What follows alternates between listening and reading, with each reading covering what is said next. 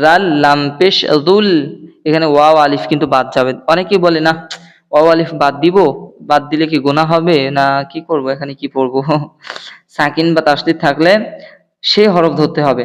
Joule, জাল লাম পেশ জুল, জিম জবর জা, জুল জা, লাম আলিফ জবর লা, জুল, জুল জালা, লাম জের লি, জুল জালালি, ওয়াও লাম জবর ওয়াল, হামজা কাফ জের ইক, ওয়াল ইক, র আলিফ জবর র, ওয়াল ইকরামি, জের মি, ওয়াল ইকরামি, যুল জালালি ওয়াল ইকরামি, ওয়াও জবর ওয়া, ইয়া গাইন জবর ইয়া গ, ওয়াল ইয়াগফারা জের ফির, ওয়াল ইয়াগফির, লাম জবর লা, কাফ মিম পেশ কুম, ওয়া ইয়াগফির লাকুম, দাল পেশ যুনুন, ওয়াও পেশ নু, দুনু, বা জবর বা, কাফ মিম পেশ কুম, ওয়া ইয়াগফির লাকুম যুনুবাকুম, মিম নুন জের মিং, তা হা জবর তাহ, তা জের তি, মিং তাহতিহা, লাম জবর হাল,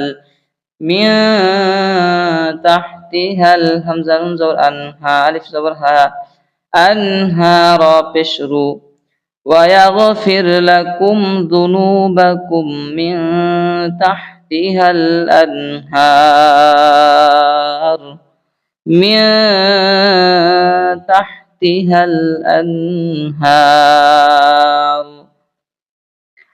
মুযাবযাবিনা বাইনা যালিকা যুল জালালি ওয়াল ইকরামি, ওয়া ইয়াগফির লাকুম যুনুবাকুম মিন তাহতিহাল আনহার।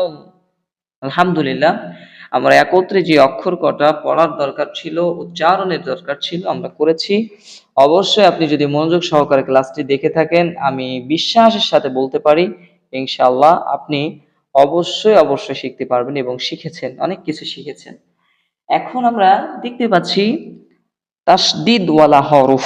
এই তাসদিদওয়ালা হরফকে একত্রে দুইবার পড়তে হয়। তার একবার তার নিজ হরফের সঙ্গে, আর একবার তার ডান দিকের হরকতের সঙ্গে বা হরফের সঙ্গে।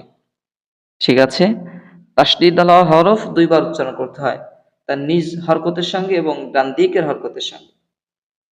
আচ্ছা, আমরা একটু আপনাদেরকে প্র্যাকটিক্যালি দেখাই। হ্যাঁ, এখানে দেখতে পাচ্ছেন র, র বা জবর রব, র বা জবর রব।